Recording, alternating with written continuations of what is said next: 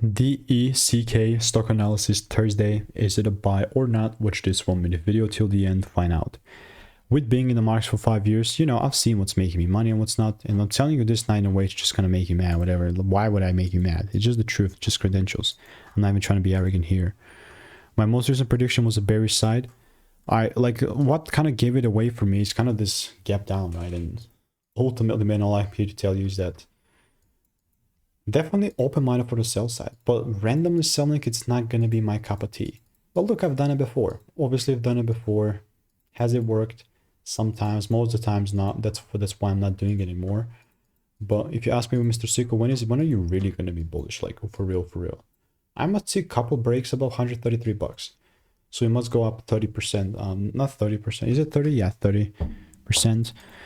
But other than that, like, currently it's just a bearish season, I guess. And if the rules are met, sell side, it's going to be it. So if you want to learn how I'm making 5 to 10K per month, click the first link in the description and get my free emails.